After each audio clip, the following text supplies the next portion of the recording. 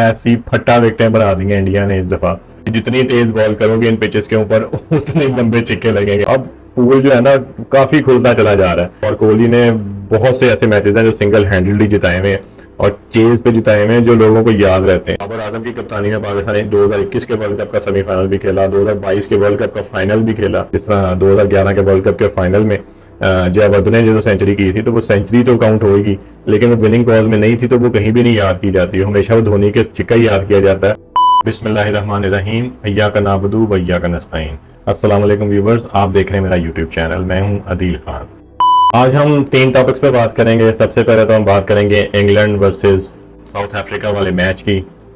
दूसरे नंबर पे हम बात करेंगे पॉइंट्स टेबल की और तीसरे नंबर पे हम बात करेंगे कि बॉयज के मोराल को बुलंद कैसे करना है। जी जनाब, सबसे पहले तो हम बात करते हैं इंग्लैंड वर्सेस साउथ अफ्रीका वाले मैच की। तो भाई अखीर होगी, मतलब कि कुटापा फिर ऐसी फट्टा विकेटें बना दी हैं इंडिया ने इस दफा कि जो टीम आती है वो 350 तो सोचती नहीं है ना। उनकी कोशिश होती है कि भाई हम 400 450 के हिसाब से खेल। हालांकि बीच में उनका कोलैप्स भी ऐसा हुआ, उसके बावजूद उनका वो प्लेयर हेनरी क्लासन, उसके साथ उनका वो ऑलराउंडर जो है जेंसन, मार्को जेंसन, उनकी जो पार्टनरशिप लगी है अखीर कर गए हैं वो लोग। साउथ अफ्रीका ने पहले बैटिंग करते हुए 7 विकेटों के नुकसान पे 399 रन बनाए और उसके जवाब में इंग्लैंड टोटल 170 रन बना सकी और ऑल आउट हो गए। हालांकि देखा जाए तो इंग्लैंड ने टॉस जीत के पहले बॉलिंग का फैसला किया था और साउथ अफ्रीका को दावत दी थी खेलने की। आज साउथ अफ्रीका की टीम में एक चेंज थी, सिर्फ उनके कप्तान जो है बबूमा वो नहीं खेल रहे थे, उनकी जगह उन्होंने रीजा हेंड्रिक्स को खिलाया था एज ओपनर। तो शुरुआत तो काफी अच्छी हुई थी इंग्लैंड की। 4 स्कोर पे पहली विकेट गिर गई थी साउथ अफ्रीका की और वो क्वांटन डिकॉक जो है वो आउट हो गए थे। उसके बाद दूसरी विकेट की बड़ी अच्छी पार्टनरशिप रही उसी रीजा हेंड्रिक्स की और वेंडरडूसन, वो तकरीबन 120 रन की पार्टनरशिप लगी उनकी। मैच तो सही शुरू हुआ था 4 विकेटें गिरने के बाद, जब 34 ओवरों के करीब जो है ना वो 233 स्कोर था और 4 खिलाड़ी आउट थे। उस वक्त जनाब वो हेनरी क्लासन जो है वो विकेट पे आए, 245 के स्कोर पे मिलर आउट हो गया। उसके बाद क्लासन और मार्को जेंसन की तकरीबन 150 रन की पार्टनरशिप बनी और उन्होंने मार इंग्लैंड के बॉलर्स का बुरकस निकाल दिया और आखिरकार 50th ओवर में जब स्कोर तकरीबन 394 हो चुका था उस वक्त जनाब वो हेनरी क्लासन जो है वो आउट हुए। साउथ अफ्रीका के बैट्समैन हेनरी क्लासन ने धुआंधार बैटिंग का मुजाहरा किया और सिर्फ 67 बॉल्स पे 109 स्कोर बनाए। उनका साथ बखूबी उनके जो ऑलराउंडर है मार्को जेंसन उन्होंने दिया, जिन्होंने 42 बॉल्स पे 75 स्कोर बनाए, जिसके अंदर 6 बड़े छक्के और 3 चौके शामिल थे। बॉलर्स की बात की जाए इंग्लैंड के तो भाई वही बात थी, जितनी तेज बॉल करोगे इन पिचेस के ऊपर उतने लंबे छिक्के लगेंगे। मार्क वुड को पहली 5 ओवर में तकरीबन 60 स्कोर लग गया हुआ था। बहुत तेज बॉलिंग उसने की लेकिन वो बेहतरीन बल्ले पे बॉल आती रही और उसी तरीके से उसे शॉट्स पड़ती। टॉपली जो है उसने 3 विकेटें ली, हालांकि उसने उसका एक ओवर ही पूरा नहीं हो सका था, उसकी फिंगर पे चोट लग गई थी तो काफी मेरा ख्याल फिंगर में कोई हेयरलाइन फ्रैक्चर था तो उसने ओवर छोड़ दी थी, लेकिन दोबारा बाद में फिर वो बॉलिंग के लिए आ गए थे। और हैरत की बात यह है कि ये अगर बेन स्टोक्स को इंग्लैंड की टीम खिला रही है लेकिन उन्हें यूटिलाइज नहीं उस तरीके से कर रही, वो बॉलिंग नहीं कर रहे, सिर्फ एज ए बैट्समैन उसको खिला रहे हैं। और जवाब में जब इंग्लैंड की बैटिंग शुरू हुई तो कोई भी बैट्समैन जो है वो जम के नहीं खेल सका। उनके 18 स्कोर पे पहली विकेट गिरी, फिर मेरे ख्याल 24 स्कोर पे 3 उनके खिलाड़ी आउट हो गए थे। तो वहीं से पता लग गया था कि भाई नहीं वो चेज के लिए अग्रेसिव तो खेलना चाह रहे हैं लेकिन ना उनसे मिडल हो रही थी बॉल इस तरीके से, तो वो किसी भी जगह टीम नजर नहीं आ रही थी। 67 स्कोर के ऊपर तकरीबन उनके 5 खिलाड़ी आउट हो गए थे, तो वहां से तो बिल्कुल ही चौक हो गई थी इंग्लैंड के, अब बिल्कुल जीत के लिए जा ही नहीं देते। उसके बाद वो कोशिश यही कर रहे थे कि हम जितना स्कोर ज्यादा कर सकें, लेकिन साउथ अफ्रीकन बॉलर्स ने उनको स्कोरिंग का मौका भी बिल्कुल नहीं दिया। बहुत ही अच्छी बॉलिंग की जिसकी वजह से टोटल 170 स्कोर पे वो ऑल आउट हो गए और इस तरह साउथ अफ्रीका ये मैच 229 स्कोर से जीत गया। बॉलिंग की बात करें तो रबाडा और नगीडी इन्होंने 2 खिलाड़ियों का आउट किया। उसके बाद वो कोटसी उनका एक बॉलर है, उसने 3 खिलाड़ियों का आउट किया। अच्छा जी, अब आते हैं पॉइंट्स टेबल के ऊपर। तो पॉइंट्स टेबल जो है ना वो इस हार की वजह से इंग्लैंड की उनको बहुत बड़ा धचका लगा है और ऑब्वियसली नीदरलैंड्स भी अपना एक मैच जीता हुआ है, अफगानिस्तान भी मैच जीता हुआ है और आज दूसरा जो मैच श्रीलंका का था नीदरलैंड के साथ तो वो भी श्रीलंका जीत गया हुआ है। तो अब पूल जो है ना काफी खुलता चला जा रहा है। अब पहली 2 पोजीशंस तो पक्की जा रही है न्यूजीलैंड की और इंडिया की। उन्होंने 4 मैचेस खेले हैं, दोनों टीमों ने 4 मैचेस जीते हैं। जो सही मुकाबला हो रहा है ना वो तीसरी चौथी पोजीशन के लिए हो रहा है खास तौर पे।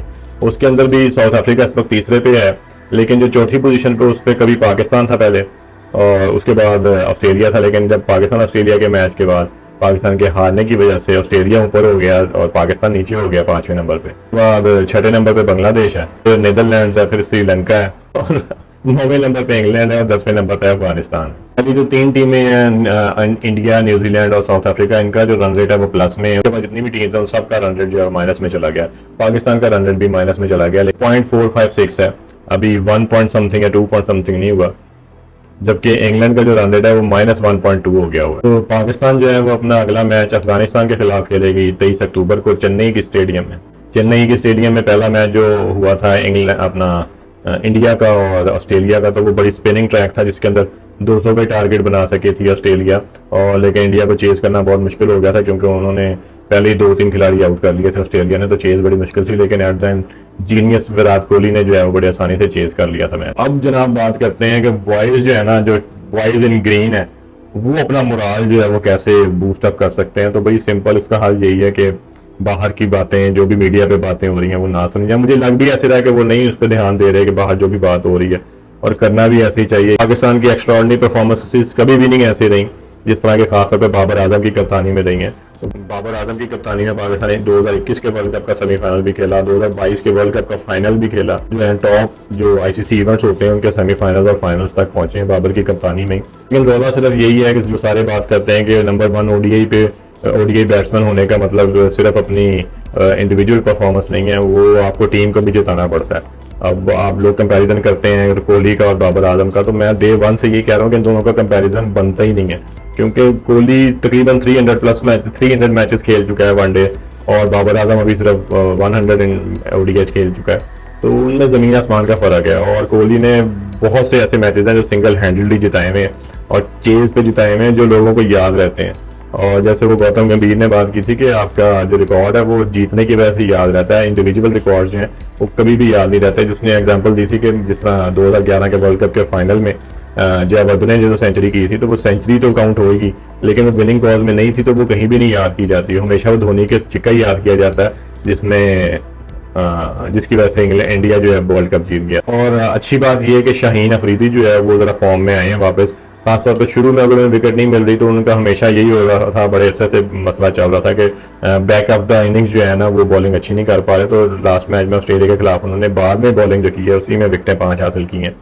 और खासतौर पर देखा जाए तो हारिस रऊफ को कभी काफ़ी मेहनत की जरूरत है कि वो जितनी तेज बॉलिंग कर रहे हैं उतना ही उन्हें स्कोर लग रहा है। तो थोड़ा सा अपनी लाइन और लेंथ को देखें और सीनियर से मशवरे करें और पूछें भी उस जगह पे कैसे किस तरीके से बॉलिंग किस एंगल पे की जाए, किस रफ्तार से की जाए और किस लेंथ पे की जाए, ताकि आप जो है प्रॉपर इस तरह अन्यवास स्कोर ना आपको लगे जिस तरह आपको 5 ओवरों में 60-70 स्कोर लग रहा है। तो टेप बॉल की तरह से मैचेस हो रहे हैं खासतौर पर फास्ट बॉलर के अगेंस्ट। इसी तरीके से हमारे जो बाकी बैटर्स हैं, हमारे ओपनर्स ने बड़ा अच्छा परफॉर्म किया ऑस्ट्रेलिया के अगेंस्ट।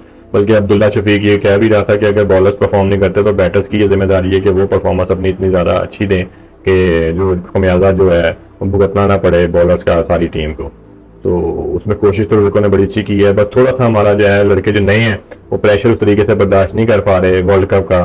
खासतौर पर इंडियन जो क्राउड है जिस तरह से वो टाउंटिंग बिहेवियर है उनका ग्राउंड के अंदर, तो वो भी इम्पैक्ट लड़कों पे हो रहा होगा, क्योंकि ये सारी जो अपनी टीम है ये इतने ज़्यादा एक्सपीरियंस नहीं है अभी तक, इतना ज़्यादा मैचेस नहीं इन्होंने खेले हुए। जो पुरानी टीम जाती थी तो वो बड़े एक्सपीरियंस लोग थे, उनको क्राउड का प्रेशर इतना नहीं लेते थे।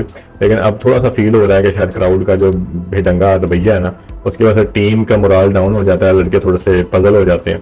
खासतौर पर उसामा मीर का जैसे पहला मैच था वर्ल्ड कप का, वो काफ़ी पजल था और बेचारे को वो ना उससे बॉलिंग हो सकी, ना उससे कैचिंग सही हो सकी, ना ही उससे बैटिंग हो सकी।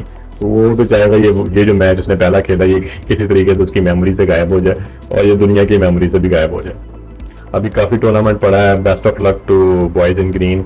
इंशाल्लाह पाकिस्तान, मुझे बड़ी उम्मीद है कि टॉप 4 में आएगा, और अगर टॉप 4 में आएगा तो इंशाल्लाह हम फाइनल जो है वो ज़रूर खेलेंगे और वर्ल्ड कप जीत के पाकिस्तान वापस आएगी हमारी टीम। उम्मीद है आपको मेरा ब्लॉग आज का अच्छा लगा होगा। गलती को ताही माफ़। Thank you very much. अल्लाह हाफिज़।